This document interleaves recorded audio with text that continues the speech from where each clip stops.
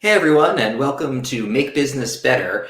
Every Tuesday at 11 a.m. Eastern Time, we've been getting together with business leaders and others in the business world to talk about one specific way in which they are trying to make business better in their own work and lives, in order to extract some tips, best practices, and so forth that, of course, you all and I, everyone watching, can apply in our own work and lives. We're a few months into the show. It's been going great. We've had really interesting discussions about ESG investing, how to price things fairly for your customers, how to bake inclusion into your product development process, on and on. If any of those topics sound interesting and you missed them, you can go back to the archive on LinkedIn, where we've been doing this show from day one. But today's a big day. We are still broadcasting live on LinkedIn. Hi, LinkedIn folks. But we are also, for the first time, bringing the show live to our audience on Facebook. Hello, Facebook. That's what this show's about. I don't know where we'll go next, Twitch or some other random streaming service. You can tell us where you might want to find us. But we've had a lot of great conversations. We're really excited to extend it to a new audience. And today's topic is particularly good one. We're going to be discussing the rise of employee activism, and in particular, new forms of activism that don't look entirely like union drives in manufacturing plants of years ago. We've got a great guest, Alison Taylor, who studies this extensively to talk all about that. But as we always do on this show, before we get into the interview, we provide the Quartz essentials on the topic, just to make sure everyone's grounded on what we're talking about. So let's go to the Quartz essentials. Edelman, the PR firm, every year does a really essential survey. They call it the Trust Barometer. The 2021 version of it just came out. If you haven't seen it, actually, I refer you over there to take a look at. It goes well beyond what we're talking about here.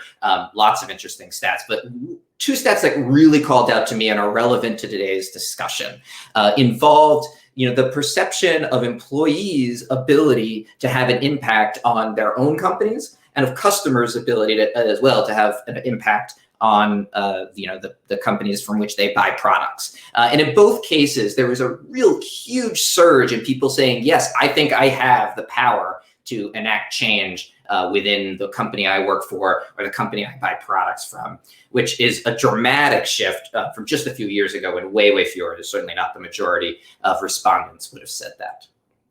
And I think that's very related to our second slide and the second part of the Quartz Essentials here, which is in the last decade, we've started to see quite a few examples of what I would refer to as non-traditional employee activism. Now, to be clear, the ones you're looking at here are high-profile, famous examples. There are loads and loads, way more of less high-profile examples of this. But of course, these are the ones that get attention and maybe end up forming a new model of activism. There's been union drives in a lot of white-collar professions, including journalism, which I work in, and including Quartz. Our editorial staff is unionized. There have been movements within professional sports. Of course, Colin Kaepernick, famously taking a knee during the national anthem, starting in 2016, touching off, a real debate within the NFL and between the players and the league.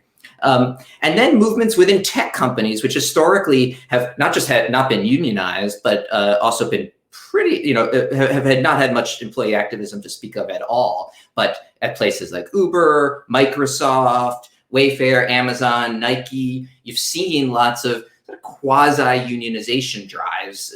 Employees at Google just formed a minority union, and I'll ask Alison what that means in a second, following a drive at Kickstarter to actually become the first tech company, major tech company at least, to unionize just last year.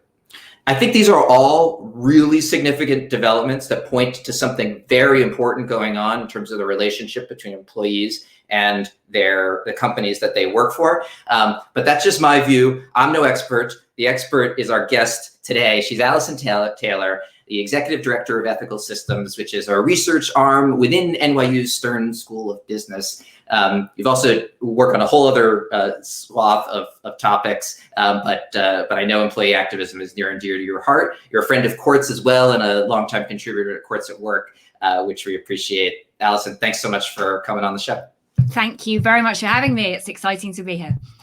Yeah, no, our pleasure. So before we get into the topic, at least while we're all still or mostly working from home, we've been asking our guests to just share a little bit of their home life so we get to know each other. It's one way in which I think the work from home trend has been a nice insight into colleagues' lives. So if you wouldn't mind sharing where you're conferencing in from and what's the space around you.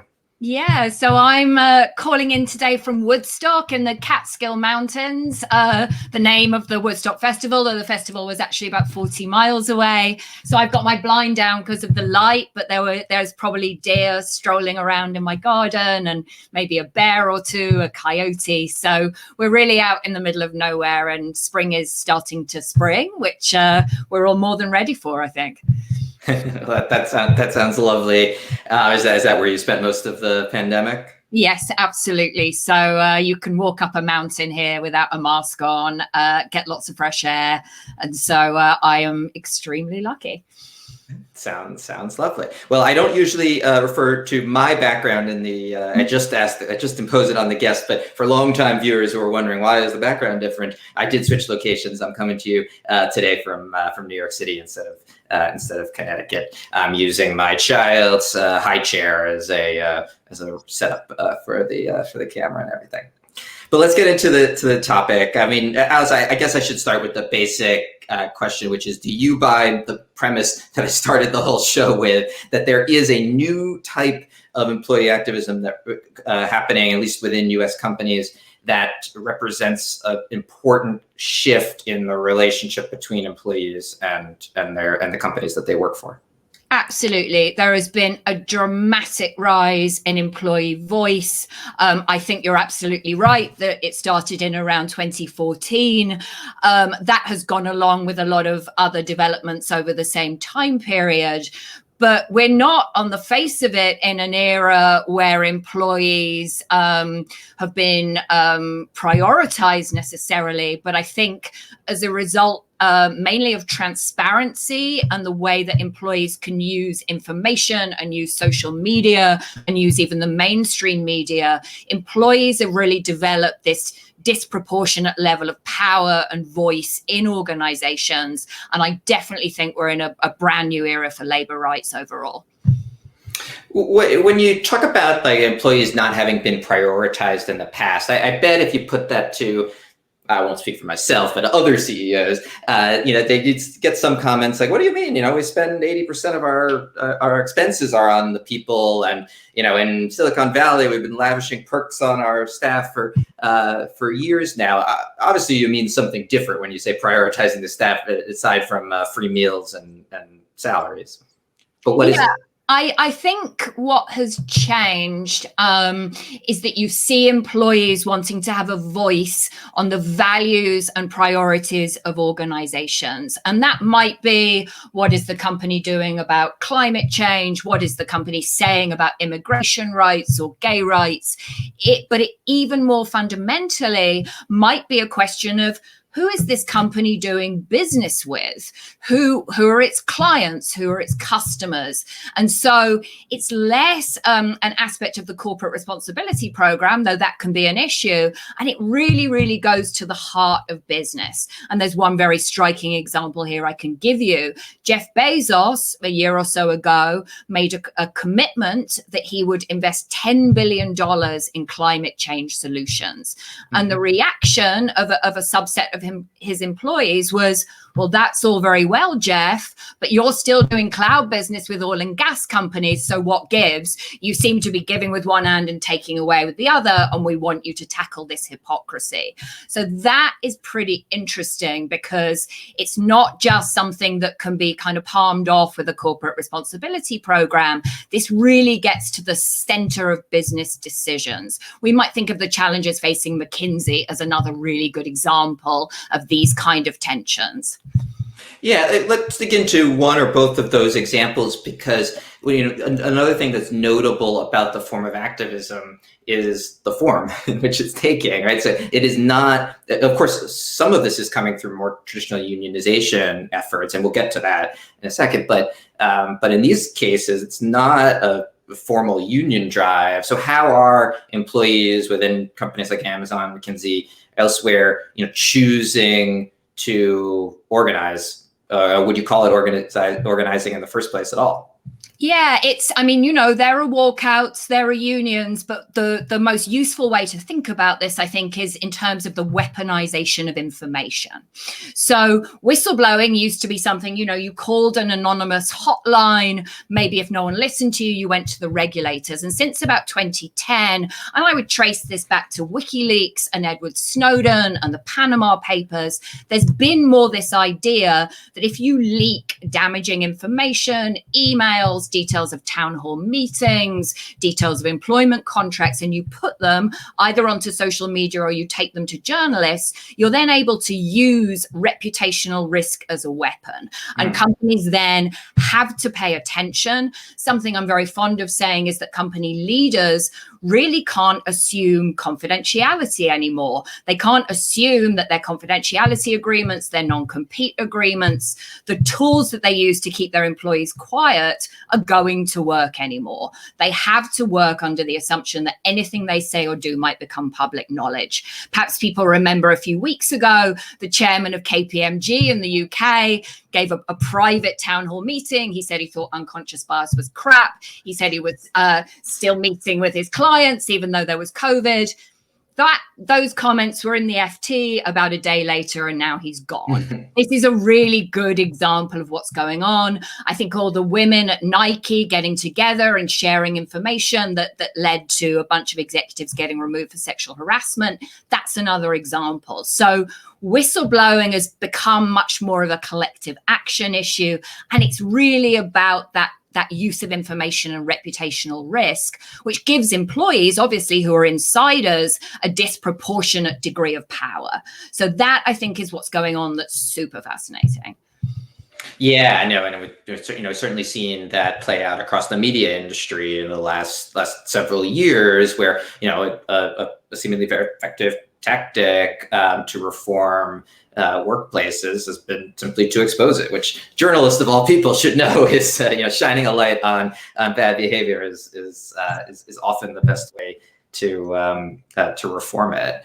The reputational risk point you're making is a really interesting one. At high stakes moments for companies, I'm thinking like when all the big platforms had to decide whether to ban Trump from Twitter and Facebook, et cetera.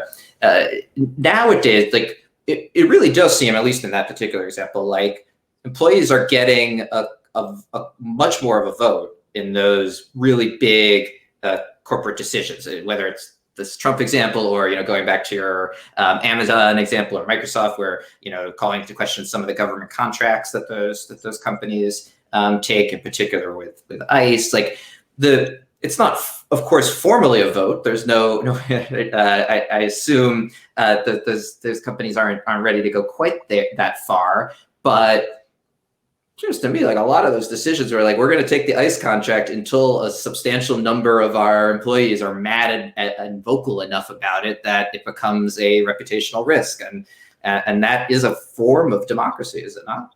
Yeah, I mean, I think it's interesting to think about the analogies with democracy, and I don't think it's a coincidence at all that all this stuff has blown up at precisely the point that our democracy seems completely dysfunctional and hopeless. So if we are either as a consumer or an employee feeling like, oh, the government's awful, it's another 2 years or another 4 years till we can vote, there's gerrymandering, there's voter suppression, does our vote even mean anything? That all seems a bit depressing, and that there's a limited amount we can do. But holding our brand or our employer to account on social media, that's got much quicker results, and companies really care about their reputational risk. Various studies show that this is about 30% of overall corporate value. So there's a dollar value you can put on that. And I think leaders are also really struggling to manage these new expectations that we have of our jobs and our careers and our working lives. And you see that with millennials, and let's face it, the oldest millennials are now 40, but you see it even more with Gen Z, who are now starting to graduate and come into the workforce with completely different expectations of what they expect from a job. So there's a lot going on here, and it all plays out with this greater employee voice and this this trend towards democratization of the workforce. I don't think that's an overblown analogy. No, I've seen that really clearly. I'm an old millennial, and the trend in our own workplace, it's very clear.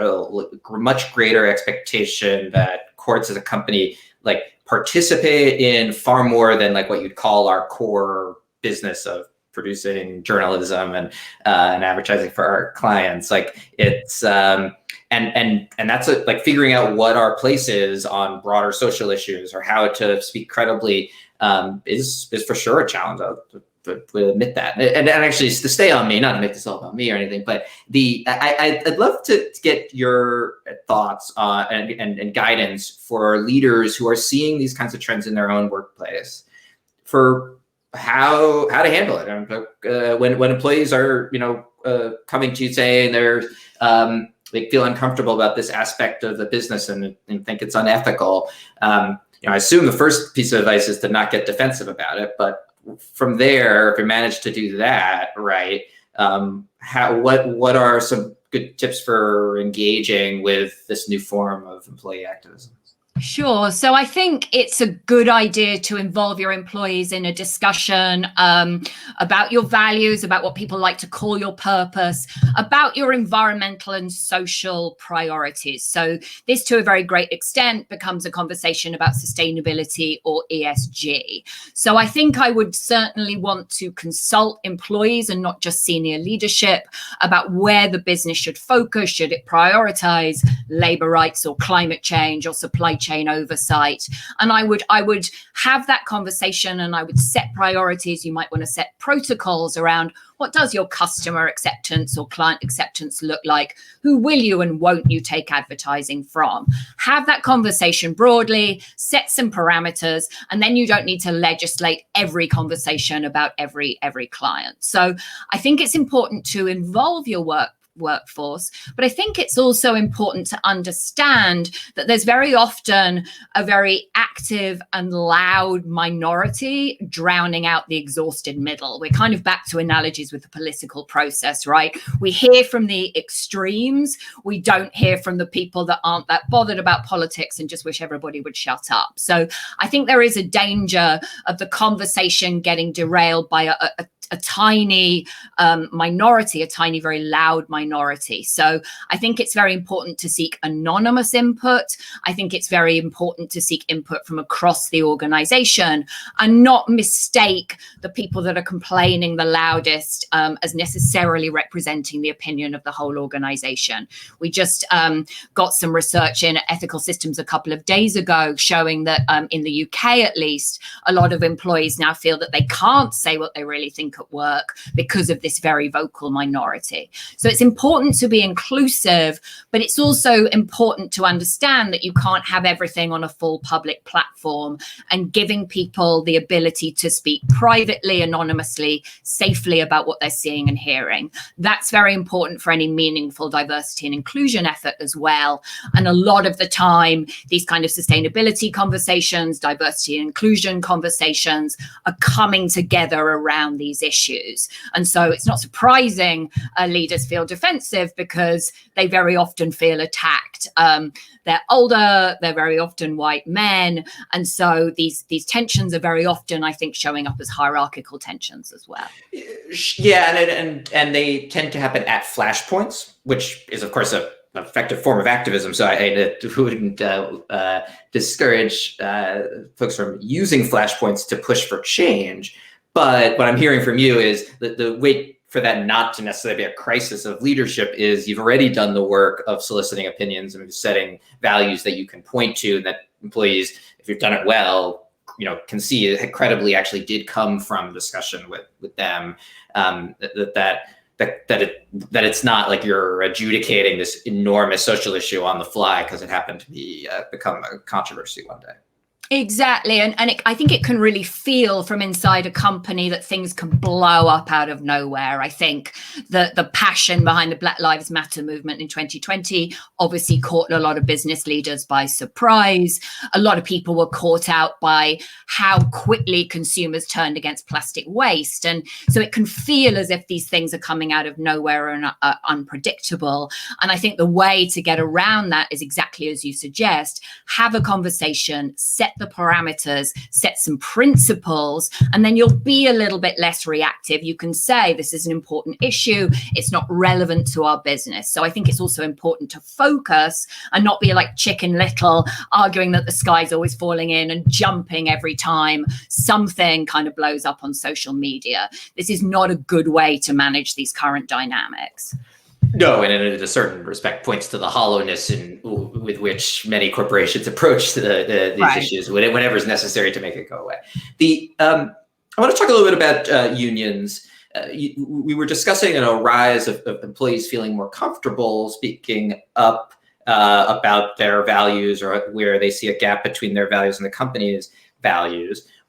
Historically, one way in which employees have felt comfortable to do so is because they have legal protections at least in the U.S., from U.S. labor laws. So how does that play out now that we have these more quasi-union efforts that have just less legal protection? And I'd be curious your view if that's the right approach, or as you see more of these unionization efforts coming to white collar professions, are there new, the second half of this question, you don't have to take us all at once, is like, are there new policies or adaptations to labor law that need to happen to sort of modernize what it means to have an employee union these days? Yeah, or at least in the white collar professions. Yeah. So the fact that this is happening in white collar roles, I think, is not a coincidence. This is a question of power, as you pointed out. Without the formal protections, employees are taking a lot of risk on the face of it here. So I think this is exactly a consequence of something that's happened, which is that we've had the rhetoric change from business leaders to, we care about all stakeholders and not just shareholders. But the structures, the quarterly market reporting, corporate governance, haven't yet caught up. So what we've got is a rhetorical shift without a structure or regulatory shift. And I would certainly agree that for any of this to be sustainable, we do need more formal mechanisms to give employees voice. Germany is always cited as an example where employees have a more formal voice in the corporate governance structure. So the long term, I think ought to result in changes to corporate governance structures. And in the short term, what you see is employees pushing there and using the voice in the absence of that happening. But I think without these bigger changes, a lot of this will just stay as rhetoric, and it will only affect the businesses where employees are powerful enough, as they certainly are in tech, to have a meaningful voice about things changing. Something else that's very striking in tech is, of course, white collar workers using their power to represent the interests of their blue collar colleagues. Mm-hmm. So pushing not just for their own interests, but for the rights, for example, of Amazon workers in warehouses, that kind of thing. Yes, which is an interesting, also not in the case of tech, but in some other industries, a way to connect formal unionization efforts with informal ones, since independent contractors less likely to or to be unionized, but can get protection from their unionized colleagues. So what is that regulatory change or corporate governance change, or I know there are many, of course, but that would lock in this accountability that you're talking about? What might need to, is it the German model, or what would you propose in the US? Well, I mean, I think there's a lot of interesting things to be done with employee ownership. So I think these businesses that have employee ownership models, there's a lot of data that their cultures tend to be better and more inclusive. That's certainly a way to give kind of employees much more of an interest in decision making. I think there are a lot of other things maybe that are less drastic. You can create advisory councils and advisory boards. You can just even look at your own board composition and who's on it, and maybe it doesn't need to be a bunch of ex-CEOs and CFOs that are all very, very similar. So there's a lot that can be done even just by increasing the diversity of the leadership team and the board in terms of having better conversations. So, I think looking at corporate governance, looking at the purpose of business, looking at ways to drive more long-term thinking and mean that businesses are not so subject to short-term decisions will all help. But I think, what works in different businesses will also vary very greatly. We've got a lot else going on. We've got a lot of automation. A lot of the time, the boomer leadership team is not retiring. So you've got a lot of people even in Gen X, not to mention millennials, getting frustrated. So maybe something else that could be done is giving more upward opportunity that might quieten down some of these dynamics. But I think we're in a very transformative period for worker voice. So the one thing I would say is that kind of keeping quiet and hoping this is all going to die down now Trump is gone, I think is a bad idea. I would absolutely concur with that. Yeah, it's not a flash in the pan by any means. Last question. I'd be remiss if I didn't ask about B Corps, because we were talking about corporate governance, and people who are a fan of the B Corp movement, which for viewers, the different way in which you can incorporate a company that allows you to embed some social values into like the corporate charter and say that we exist not just to maximize profit for shareholders, but also, and you can define what social good your company does. There are those who argue that unless it's in the corporate charter as the reason for this corporation's existence, anything less than that is going to miss the mark. But I wonder if you agree. Yeah, I think I do agree. I think a conversation has started that in the end needs to be met with formal mechanisms. The B Corp process is very, very demanding. It's very rigorous. It certainly can be helpful. It's worth mentioning that Danone is a B Corp and the CEO has just been shoved out by investors. So I don't think that being a B Corp will protect you from these dynamics, but it certainly draws a line in the sand. It sets an intention. And I think at the end of the day, it's really important if we're going to go in this direction to demonstrate that you have meaningful values beyond the profit motive. You're not just doing ESG or listening to your employees because it might make you more money. And we're still framing everything in terms of the market value and the business case. So that remains a tension for business leaders. And I'm not surprised they're a little stressed. Yes, a pet peeve of mine is when I totally understand it. And I think it is worth making the profit motive case for environmental responsibility or for diversity in your workplace, but it is always stunning when you start with that as the explanation. That is not the point. The point is we got to survive as a species, and then we can make some profits. But Alison, I really appreciate this on all your insight. It is. I agree with you. This is not a flash in the pan. It's a really important trend, so I expect we will be talking sometime soon to get the updates on a future episode of the show if you're willing to come on.